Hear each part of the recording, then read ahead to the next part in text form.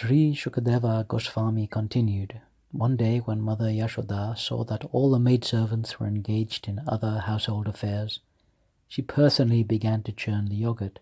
While churning, she remembered the childish activities of Krishna, and in her own way she composed songs and enjoyed singing to herself about all those activities. Dressed in a saffron yellow sari, with a belt tied around her full hips, Mother Yaśodā pulled on the churning rope, labouring considerably, her bangles and earrings moving and vibrating, and her whole body shaking. Because of her intense love for her child, she was lactating. Her face, with its very beautiful eyebrows, was wet with perspiration, and malati flowers were falling from her hair.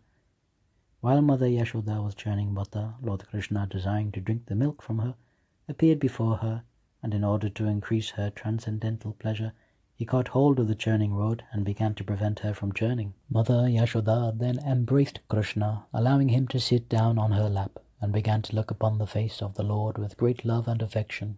Because of her intense affection, she was lactating, but when she saw that the milk pan on the oven was boiling over, she immediately left her son to take care of the overflowing milk, although the child was not yet fully satisfied with drinking the milk. Being very angry and biting his reddish lips with his teeth, Krishna, with false tears in his eyes, broke the container of yogurt with a piece of stone. Then he entered a room and began to eat the freshly churned butter in a solitary space. Mother Yaśodā, after taking down the hot milk from the oven, returned to the churning pot, and when she saw that the container of yogurt was broken and that Krishna was not present, she concluded that the breaking of the pot was the work of Krishna. Krishna at that time was sitting on an upside-down wooden mortar for grinding spices, and was distributing milk preparations such as yogurt and butter to the monkeys as he liked. Because of having stolen, he was looking all around with great anxiety, suspecting that he might be chastised by his mother. Mother Yaśodā, upon seeing him, very cautiously approached him from behind. When Lord Krishna saw his mother, stick in hand, he very quickly got down from the top of the mortar and began to flee, as if very much afraid. Although yogis tried to capture him as Paramatma by meditation, designed to enter into the effulgence of the Lord with great austerities and penances, they failed to reach him. But Mother Yaśodā, thinking that same personality of Godhead Krishna to be her son, began following Krishna to catch him. While following Krishna, Mother Yaśodā, her thin waist overburdened by the state of lactation, naturally had to reduce her speed. Because of following Krishna very swiftly, her hair became loose and her flowers in her hair were falling after her. Yet she did not fail to capture her son, Krishna. When caught by Mother Yaśodā, Krishna became more and more afraid and admitted to being an offender. As she looked upon him, she saw that he was crying, his tears mixing with the black ointment around his eyes, and as he rubbed his eyes with his hands, he smeared the ointment all over his face. Mother Yaśodā, catching her beautiful son by the hand, mildly began to chastise him. Mother Yaśodā was always overwhelmed by intense love for Krishna, not knowing who Krishna was or how powerful he was.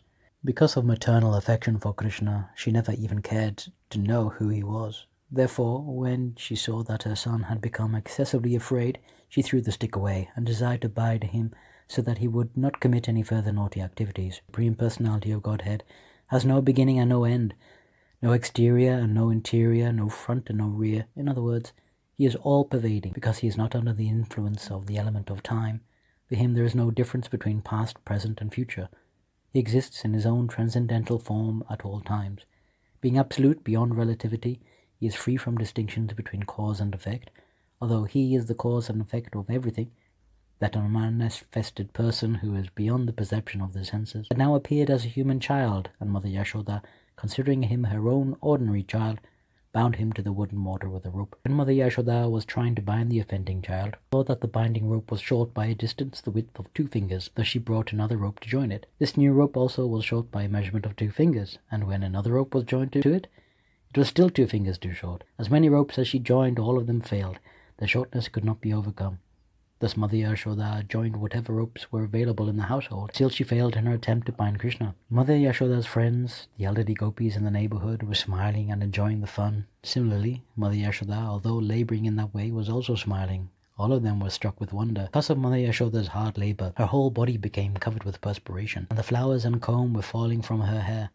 When child Krishna saw his mother thus fatigued, He became merciful to her and agreed to be bound. O Maharaja Parikshit, this entire universe with its great exalted demigods like Lord Shiva, Lord Brahma and Lord Indra is under the control of the Supreme Personality of Godhead. Yet the Supreme Lord has one transcendental attribute. He comes under the control of his devotees. This was now exhibited by Krishna in his pastime. Neither Lord Brahma, nor Lord Shiva, nor even the goddess of fortune, who is always the better half of the Supreme Lord, can obtain from the Supreme Personality of Godhead, the deliverer from this material world, such mercy as received by Mother Yaśodā. The Supreme Personality of Godhead, Krishna, the son of Mother Yaśodā, is accessible to devotees engaged in spontaneous loving service, but he is not as easily accessible to mental speculators, to those striving for self-realization by severe austerities and penances, or to those who consider the body the same as the self. While Mother Yaśodā was very busy with the household affairs, the Supreme Lord, Krishna, observed twin trees known as Yamala Arjuna, which in a former millennium had been the demigod sons of Kuvera. In their former birth, these two sons, known as Nalakurvara and Manigriva, were extremely opulent and fortunate.